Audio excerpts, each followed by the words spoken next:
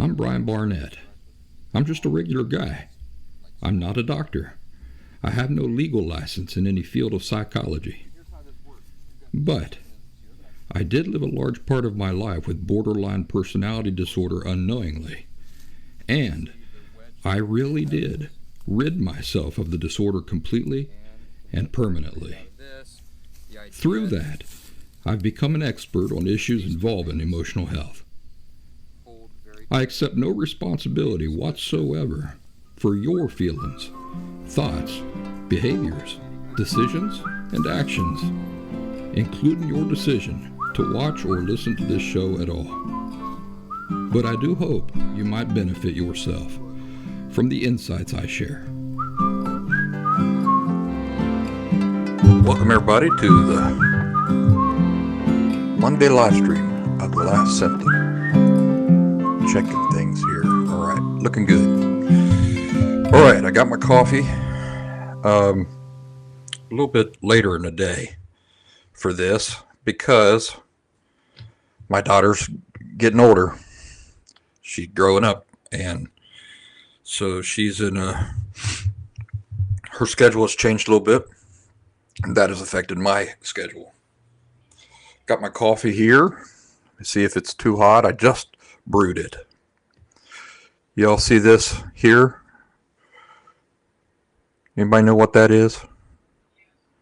It's a shell, and it's got a nut inside of it. See if you can recognize that nut there. Anybody? Let me show you the shell again. The husk. That's what the husk looks like. That is shaggy hickory. That's a shaggy hickory nut.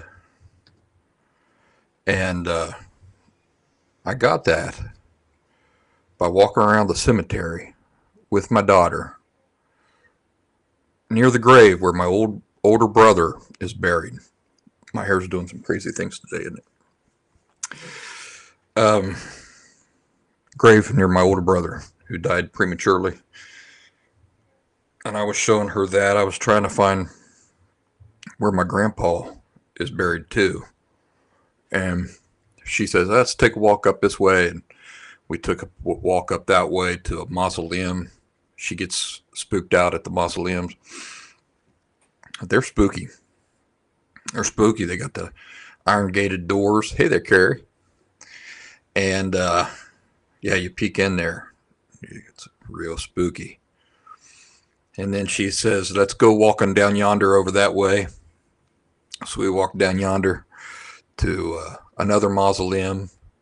And then she says, I remember this really scary mausoleum that you took me to one time when I was much younger. I was like 5 years old. I know the one you're talking about. So I took her up to that mausoleum. It's a nice way to spend time with your kids. I know that sounds crazy, spending time with your kids in the cemetery, but it creates all these opportunities for discussions about life and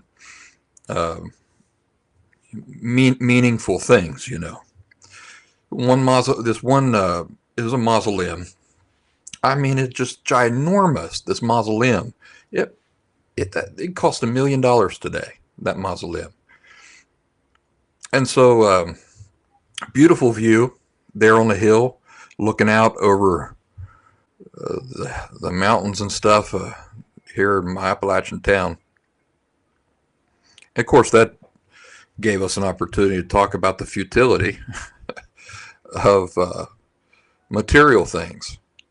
Somebody very rich spending $1 million on their mausoleum. They're not aware. They can't appreciate it. Although it does make the cemetery look nice. Hello. Says that she's here for the first time in a while. We're all here for the first time in a while. I think I saw the last time that I'd done a live stream was like early September. And it's not on purpose that I've been avoiding him. It's just life, you know. Starting off the program, the live stream today. I was telling everybody that my daughter, her schedule has changed a little bit. So it's creating this situation where I have to try to find a new time to do the live streams. And so that's why it's a later time today. And I don't know if it works for everybody. We're going to have to wait and see. And if it doesn't work for everybody, or I mean, if it doesn't work for the majority, then I'll have to try something else. Well, how have you been? Bring us up to date. How's your life going? When we first started talking here on live streams, I mean, I'm talking about like on the group and stuff, you were married, and then some time passed, you guys separated. So your story arc, it's an interesting one. Wondering where you're at in your life now. You all having trouble with your Ring devices today? I was having trouble with my Alexa, and then I went on Twitter, and it seems like the whole world was having trouble with Alexa. That's still the situation. So are you guys just separated, or were you going through a divorce? My sister visited me last week, and that was nice. Looks like she's getting married and moving to India. Appalachian girl is moving to India. And she gave me a gift. It's this Dr. Squatch shampoo and conditioner. And it's called pine tar shampoo. And I mean, you pour it out, it comes out like oil. I'm talking about like petroleum oil. And it's real thick. But man, it smells good. It smells like the woods. It smells like pine needles. It says trying to navigate the divorce process with an unhealthy person is hard to say the least. Yeah, I reckon so. Well, sorry to hear that. You hang in there. You think you'll stay on, because you guys have kids together. You think you'll try to stay on good terms after everything's said and done? I've been writing all day, so my eyes look like I just woke up. It's not that I just woke up. It's that I've been sitting here burning my eyeballs out looking at a screen all day long. And when I do that, my eyes get tired. Who else is in here? Who else is in here with us? And it's cold today too, boys. I'll tell you what, it is cold. Although I turned on the heater back there, now I'm starting to get hot. 2 of the 3 girls don't speak to him. Well, hello there, Anna. Annabelle, how are you doing? Good to see you. I'm going to have to turn this heater off. Open up the door. Give me just a second, folks. I'm going to do some things here. I'm going to do it in secret. I'm still here. I'm just moving things around a little bit. Annabelle is lovely. I don't know if I'm lovely. I'm doing pretty good though. Happy to be here. Do the 2 girls they're mad at him? What about the 3rd girl? What's different about the 3rd girl? So you see the new guitar. I don't have it out here. The new guitar is named Thelma Lou. A lot of you might remember that the old guitar was named Juanita. Now, the reason why the old guitar was named Juanita is because Barney Fife on the Andy Griffith Show had a secret girlfriend on the side called Juanita. And he'd get on the phone with you. I don't think you ever get to see Juanita on the Andy Griffith Show. Barney Fife, he'd always call up his girlfriend on the sly. And her name was Juanita. Well, he had a regular girlfriend her name was Thelma Lou. So I said, well, keep it along the same theme of Andy Griffith. My new guitar will be called Thelma Lou. So that's why the new guitar is called Thelma Lou. Now you got the whole story. It says she holds him in low regard, but it's not ready to not have a dad at all. So what's he off doing since the separation? What has he been off doing? Living in the same town, living far away, living nearby. Annabelle, does the zoo stay open year round? Annabelle works at a zoo, or she did last time I talked to her. I don't know if you still do. If you ever see the movie Sabrina with Humphrey Bogart, Sabrina lives in this apartment over the garage, and Annabelle. Maybe I shouldn't be sharing so much information. Annabelle has a certain similar situation working at the zoo, and I think that's pretty cool. So I apologize, Annabelle, if I'm sharing things I shouldn't share. I get carried away sometimes. I have the live stream set to go to supporters only at 15 minutes. All right, folks. So if you're not a supporter, but you're a member, appreciate you being here very, very much. Consider becoming a supporter. I like to give something a little special to the supporters because their support supports Last Symptom, supports me. That's nice. I want to share something I saw on X today. I'm going to try to do this in a way that does not upset anybody, depending on your political leanings. All right.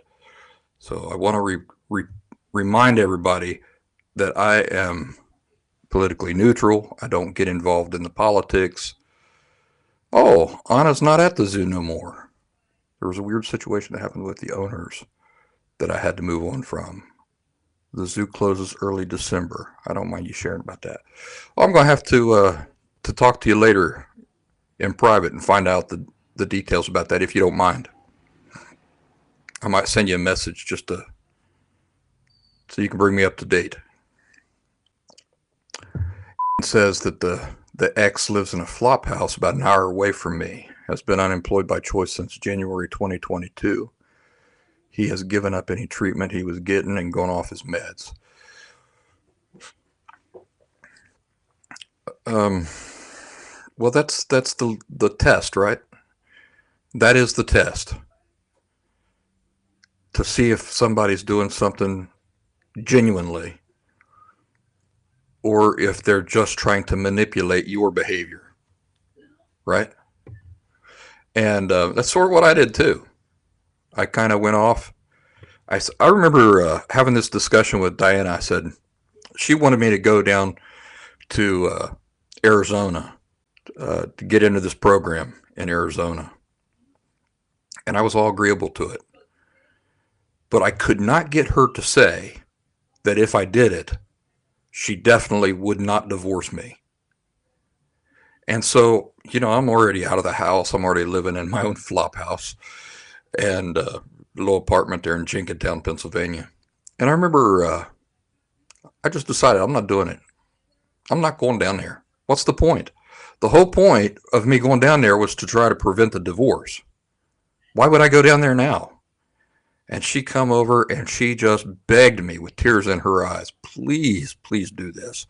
I said, well, I want you to tell me that if I do it, that you won't divorce me. She says, I can't say that. I cannot tell you that. Now, the reality is that she could have said that. But what she meant by saying I can't say that, what she meant was by me saying that, it would undermine everything. It would undermine everything. It would give you a reason for doing something for the wrong reason. So it was really, she was in a position where she literally, if she really wanted to help me, she could not say that. And the reality is that she probably was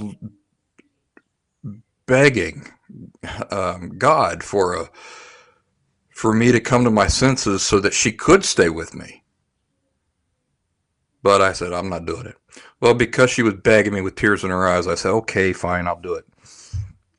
I went down there, and again, for the first week, I was not there for good reasons. I was there, it was a manipulation thing. It was like, I just want to prevent my losses. And I think I've told you the story about how I got caught with a gal from the UK that I'd flown in. And once that come out, I knew that divorce was a certainty. So then once I had nothing left to lose, and I had nothing external to gain or retain by doing that work in Arizona, I just remember having a choice to make. If I'm going to do this, and I'm I can't prevent any of these losses that I'm trying to prevent. So if I'm going to do this, the only thing left is to do it for real. It was when I found myself in that situation that I really started taking these things seriously. But before that, I was just like your husband. You say he's been unemployed, given up any treatment, going off his meds. So that right there shows you what his motivations were all along. So now what I'm trying to get to is that just because he's given up any treatment, going off his meds, doesn't mean that the story is over. It just means that for the first time in his life, he's now in that same situation that I was in, where he can't prevent anything. He's got nothing. He's got no external enabling device allowing him to continue doing these things just in an artificial way. So now it'll be interesting to see what happens in the next few years. You might be past the point of caring, so that's fine too. But I'm saying it'll be interesting to see. You never know. I never give up hope on people. It doesn't mean I like them. It doesn't mean I like all people. It just means I don't give up hope on them. And hope and expectation are two different things. Hope and expectation are two entirely different things. I see some other people in here. Why don't you say hi, folks? It says soon after he moved out, he accidentally charged his dating app membership to my credit card. So we are not reconciling. Anna says that I was going to share something on X, but wants to know if she can ask a question. Yeah, please. The things I talk about are just the things that I come up with to talk about, but the priority is whatever you guys want to talk about. So yeah, let's hear it. We play things off the cuff here for our Last Symptom live stream. It's the whole nature of the live stream business. I'll tell you another thing about what you just said about him charging his dating app membership to your credit card. That goes along with that mentality of, well, it's all, what's the point of anything now? You know, so when you're in that situation, a lot of your reasoning goes, well, what's the point? Why even care about anything anymore? So you just kind of do whatever you want to do. Yeah, temperature dropped a whole lot last night. Dropped down cold. I'm really hoping to get out into the woods this November on a big, long adventure. I didn't get to go last year because I got so sick. And, you know, it's been like a year since I've been sick. and I'm worried about that. I don't think that's ever a good thing. Somebody starts bragging about, oh, I haven't been sick in like 2 years. That's not a good thing because it means when you finally do get sick, oh, it's going to hit you hard. At least that's my working theory on getting sick. So Annabelle's going to ask us something here in a second. I'm going to pull up this thing that I saw earlier today on Twitter or X, and I thought that it would be nice to try to work it in to a conversation without seemingly taking sides politically on anything. All right, so Anna says, you have said that two people in an unhealthy relationship would both be unhealthy, or that a healthy person doesn't get in a relationship with a healthy person. I'm wondering if Diana was emotionally unhealthy at the time you were in a relationship together. When you mention her, it seems that she's a very emotional, healthy person. So here's the thing. There's no such thing as healthy or unhealthy relationships. That's personifying the relationship when we talk about a relationship being healthy or not.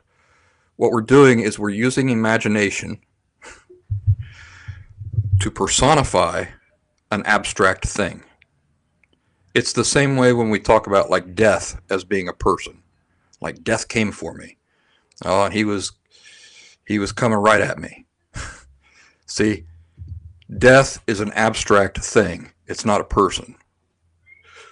Same way with relationships. Relationships are an abstract thing. They can't get healthy or sick or any of those things. So the reality is that you don't have healthy relationships or unhealthy relationships. You only have healthy people or unhealthy people. All right, so that's for starters. And it's helpful to think that way. I know it feels like I'm splitting hairs when I do that sometimes, but it's really helpful to think about things the way they really are, not the way that we create them in our imagination. Because when you're in a relationship and there's a lot of angst or whatever, you can say to yourself, well, it's not the relationship because the relationship is not a thing. It's just an abstract idea. It's not tangible. So what's really going on here? Well, what's really going on here is that somebody is unhealthy or we're both unhealthy, and it's just our interactions together. The interesting thing is that a healthy person paired with an unhealthy person will still be healthy because the healthy person thinks and acts and interacts, continues to think and act and interact in healthy ways, even if the other person is not. And the healthy person who is acting and interacting in these and thinking in these healthy ways with an emotional person, an interesting thing happens is that the healthy interaction completely deflates the unhealthy person's way of interacting. One example of that is people who are passive aggressive. So people who are living the passive aggressive communication behavior style. It only works if you cooperate with it. And a healthy person doesn't cooperate with what's unhealthy. So that's probably the easiest way of saying that. Healthy people don't cooperate with what is unhealthy. So it undermines their entire system. It throws a wrench into the entire system. And usually what you'll end up with is frustration and lashing out. Because that's all they got, that's all they're left with. It's like, man, I'll tell you, my dad get me out try and work on an engine or something, and oh, it'll be real quick. We'll just be out here a couple hours. Like 14 hours later, we'd still be standing there working on the same daggum thing. And his frustration, he'd get mad, angry, spitting mad. So that's the sort of thing, like the frustration builds and builds and builds, and then there's an explosion. To answer the other question, Anna, is that she was not healthy when we started off, but she was very wise. It was her wisdom that allowed her to get healthy toward the end of our relationship. So we were both unhealthy. I've been having a lot of dreams about her lately. It's the strangest thing. I've been having a lot of dreams about Diana. And I even thought about sharing some of them on the group. And then, the whole thing come to my mind. Well, nobody, the only person that your dreams are interesting to is you. You ever hear that? So you got to be careful about sharing dreams. But anyway, been having a lot of dreams about her. And it's so strange because I haven't seen her or even heard her voice in 14 years. But in these dreams, it's her. I mean, it's her. And the feeling is the same of like when I was with her, and her voice is the same. She looks the same. And it's been 14 years, so she probably doesn't look the same. But this dream I had the other night with her, man, I woke up, I was feeling so melancholy after that dream, because it's like, when you have dreams with people that you've lost, and it's a loss, because whether she's dead or alive, it's the same to me because I don't have access to her. The same as if she were dead. It's a loss. So you have these dreams about people that you had this long, intimate relationship with, and this real closeness and familiarity, and then you have them in the dream, and it's wonderful in a way, because it's like you get time with these people that you miss, and then you wake up and you realize it's just a dream, and then the melancholy comes in. But I remember in the dream,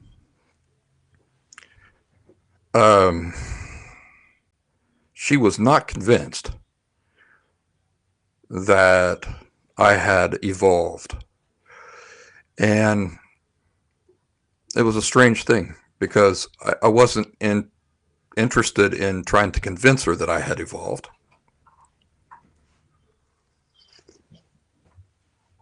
And I was very understanding about it. I was just like, well, I cannot blame you for that.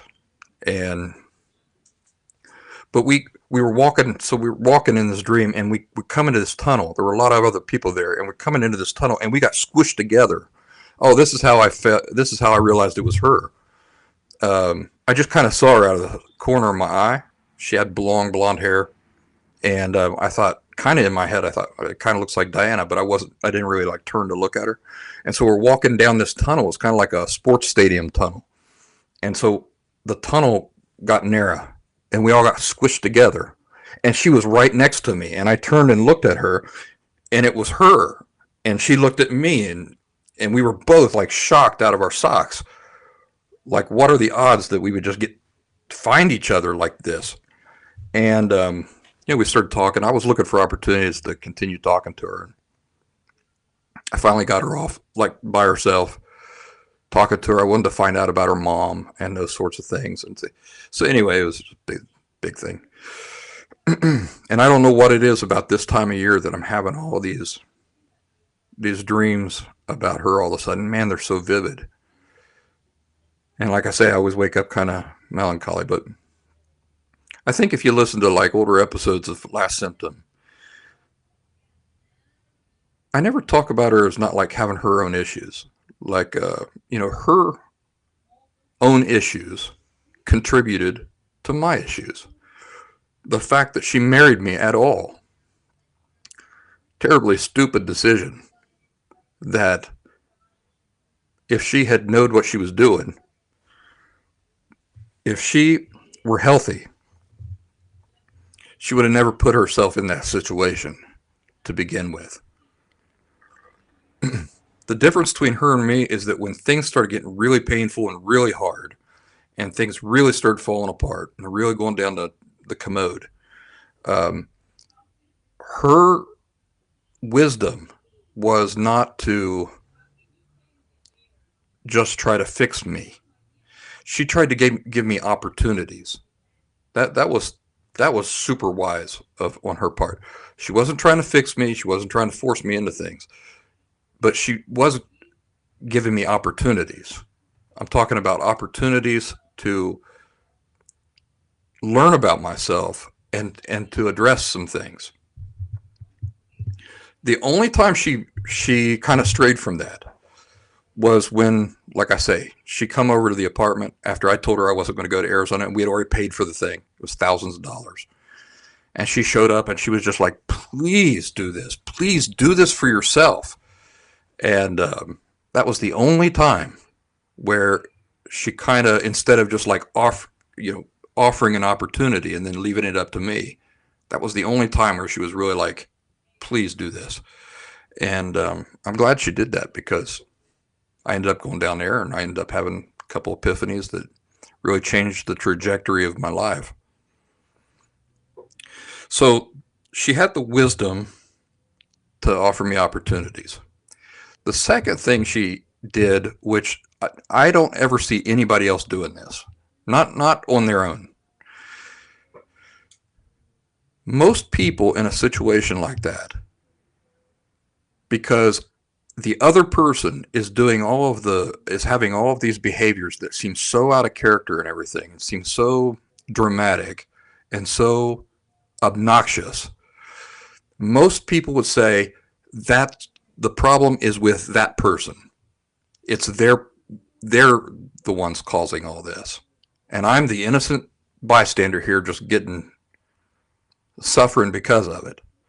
And so then when they would go to try to look for help or to try to research information to try to explain it, all of their research and all of their energy would be directed at that other person. She did not do that. The most brilliant thing that she did was she said, what is wrong with me? Now, you think about that. I'm over here doing the most obnoxious, crazy stuff. And she says, yeah, but what about me? And she started asking herself questions like, what's wrong with my judgment that I got myself into this situation in the first place? And what sorts of internal things am I dealing with that I've ignored this for so long? And I've tried to make excuses for it. And I've tried to keep it in my life. And so she started doing all this research on psychology and emotional health and relationships to try to understand herself better. That was the brilliance of Diana. It's not that she was healthy. It's that she was smart and wise and sincere. Only a smart, wise, sincere person finds themselves in a situation where another person is seemingly causing all their troubles. And instead of focusing on that person and saying, I got to fix that guy. What's up with that guy? I got to understand that guy. Instead of doing that, says, yeah, what's wrong with me? And so she put all of her energy and time into understanding her own self. Now, in the course of that, the same way with me here in Last Symptom, all of you are simply beneficiaries of things I learned while working on myself. Think about that. So it may seem like Last Symptom is a way for me to tell you how you should live and stuff. It's not that. It's me sharing insights that I gained from the natural process of working on my own self. So all these things that I was completely ignorant about, I started working on my own self, and well, I never knew that. Oh, I never knew that. I never knew that. And then, of course, I went through life and I lived some of these things and started applying these things, and I began to see the benefits of them. And now I share those insights with you guys. You are the beneficiaries of just work that I did on my own self. And so I learned that from Diana. I learned that from Diana. I became the beneficiary of the insights that she began to have while working on her own self. But it was not like she was looking at me and like trying to fix me. It was just while she was working on herself, she would find something, this is really beneficial for me to know. I bet it would be beneficial for Brian to know that too. And so a lot of things she shared with me back in those days, I ignored for the same reason that Anne's ex-husband is ignoring them. Because I said, well, if I'm not going to get what I want out of it, why would I put the time and energy into reading all this stuff? But once I didn't have that external motivating factor anymore, then I started going back and I started really working on myself. I went back into a lot of her letters and emails, and then I could value them. I could appreciate them. Oh my gosh. If I would have just had the right attitude when she sent me this email, it could have made a huge change in my life. And unfortunately, it wasn't until like many years. It was like years after we were divorced and she was already remarried that I was able to go back to those old letters and emails and really see how much value they could have had for me back then. So does that answer the question, Anna? There's no such thing as healthy relationships. That's personifying an inanimate, immaterial, imaginary thing. There's only healthy and unhealthy people. And then the second thing is she was not healthy, but she was wise and she was sincere. And so toward the end of our relationship, she really started working on herself.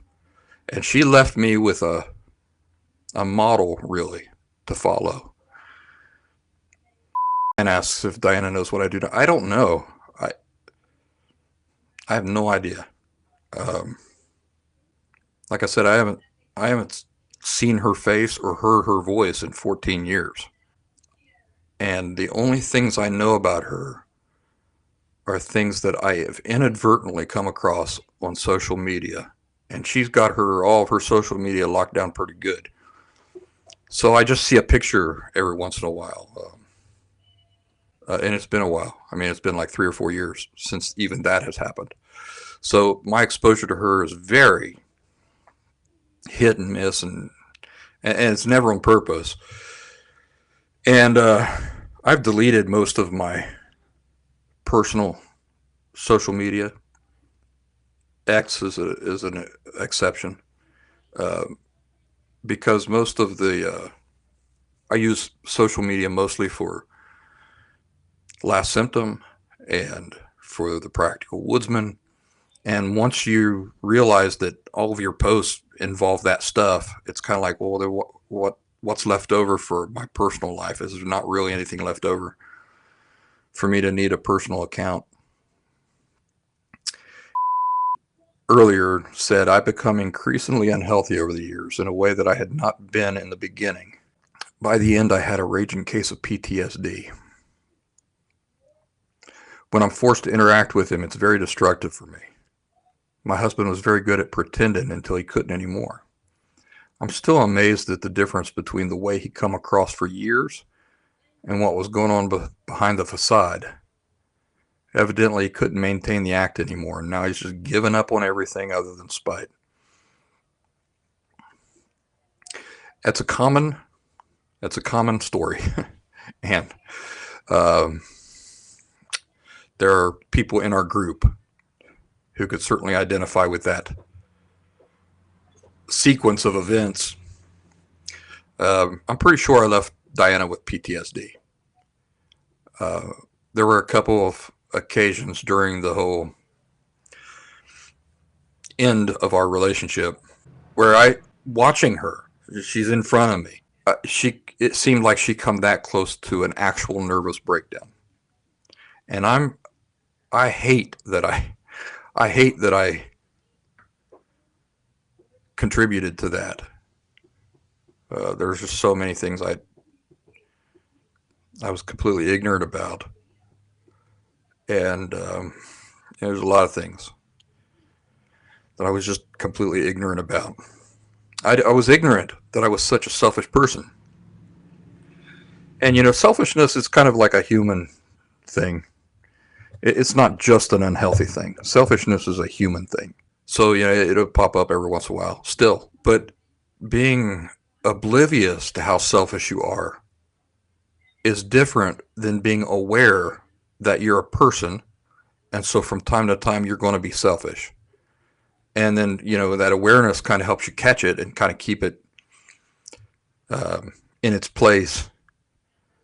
But when you're ignorant to it, man, and you don't understand your motivations, like your husband, I guarantee he doesn't understand what's motivating him.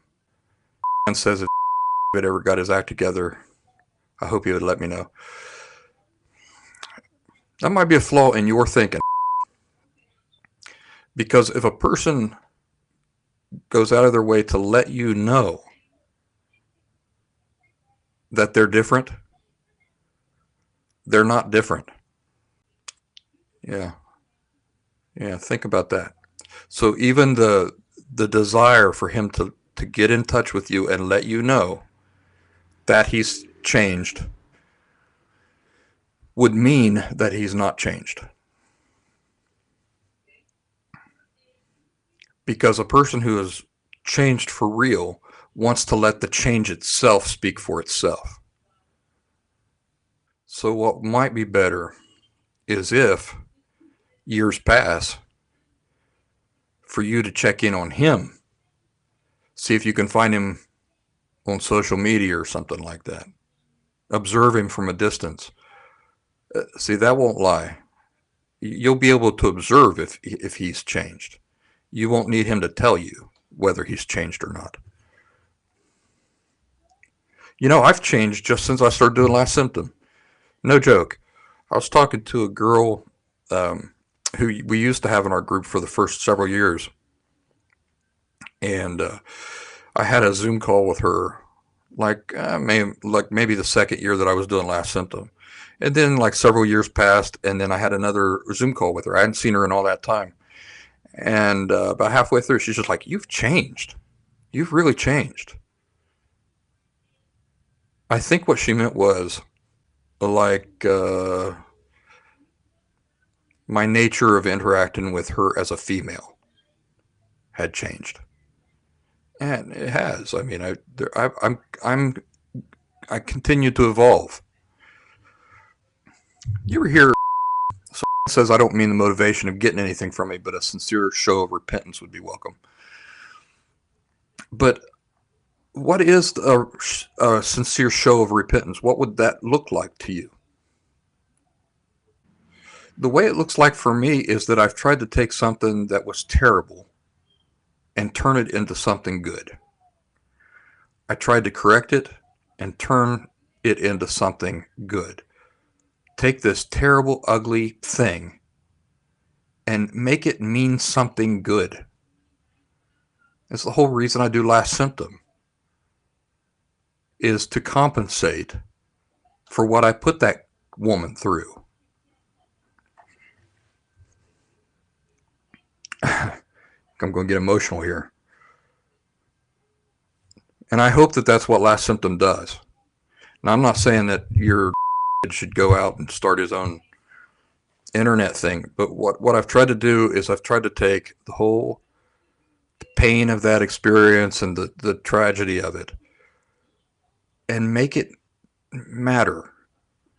Make it matter for something good. It's like a guy who accidentally burns down a house and some children get killed in the house. Spends the rest of his life talking about the dangers of, or the importance of fire safety. See, he's taken this tragedy and he says, I don't want to just let it sit and be this bad thing for all of eternity. I want to turn it into something good. And so he dedicates his life to fire safety. We always talk about balance. balance and emotional health. If it's a teeter-totter, it's like bad, but then you take that bad thing and you compensate for it. You bring things back into balance by the way you spend the rest of your life. That's what the last symptom is. It's a compensation. It's a large part. It's a compensation for what I did put that woman through. So if she comes across, if Diana, comes across last symptom, I want it to just speak for itself.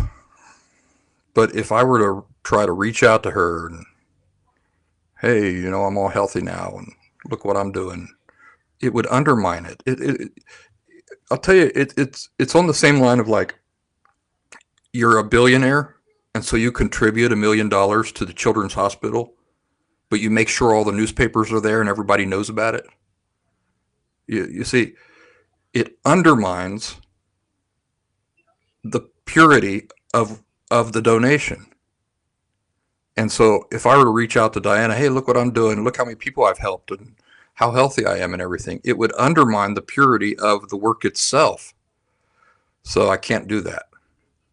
So just the way that I'm trying to compensate for it, it should speak for itself.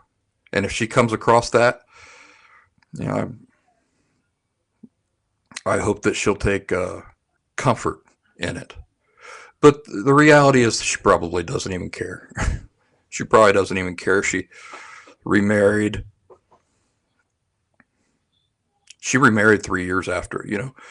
I was like destroyed for years with this terrible desire to bring things into balance. I always thought about it as bringing things into balance. I had left things all cockeyed, and I was trying to figure out how can I bring things into balance so that I can compensate for some of all that harm that I caused. So I was still hurting, and I was still really tore up about the whole thing. I missed her terribly. I was mourning. I was in mourning. And then one day I find out that she's remarried. Oh, that destroyed me. It destroyed me. But it was a good lesson for me. What I learned is that she's already moved on. Like it's probably a bigger deal inside of me than it is to anybody outside of me. They've probably already forgotten about it, moved on. They don't care. It's not like she's sitting around wondering, oh, how's my old sweetheart doing? She probably doesn't want to. She probably doesn't want to see my face. She probably does her very best not to even think about me, and so that's the reality of that thing. She probably does not care. I think about her. I guarantee you, I think about her a lot more than she ever thinks about me. And when I think about her, it's all welcome stuff. Like I enjoy thinking about her. When she thinks about me, it's probably the last. It probably ruins her day. It's probably the last thing that she wants to do is be sitting around thinking about me. Well, I'm not saying that she wouldn't be gratified to know I've progressed. I'm just saying that it has to happen a certain way, and it can't happen by me reaching out to her. The way for that to happen has to be her um, trying to see where I'm at today and looking some things up on me and stuff like that, and coming to her own conclusions about that. That's all I'm saying. So she probably would be gratified to know that I've progressed too. Uh, I know I was talking to one of our members here. It was really important to her that what her ex-husband had put her through, that she might see evidence someday that he was so remorseful for it that it had changed him in fundamental ways. So I know it's a nice thing. Uh, it's just got to be done right. you Nobody who goes from what I was, gets healthy, goes and says, hey, look, I'm healthy.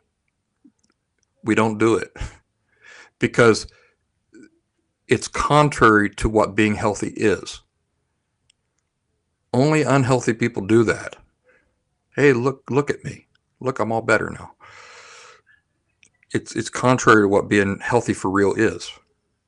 Being healthy for real means just letting your life speak for itself. If you're healthy, let your healthiness speak for itself. There's a verse in the Bible that says, and I have to look it up later, but it says, let other people do all of your boasting for you. Don't boast about yourself. If there's going to be boasting, let other people boast about you, but don't do it yourself. And that's the principle. All right, folks. Monday live streams in the bank. I got to go. Wonderful seeing y'all here today. Thank you for joining me. I hope that you enjoyed this conversation. So good to see you, Annabelle, and everybody else who was here. Carrie was here earlier. So nice to see you all. Thank you for your support. Bye-bye.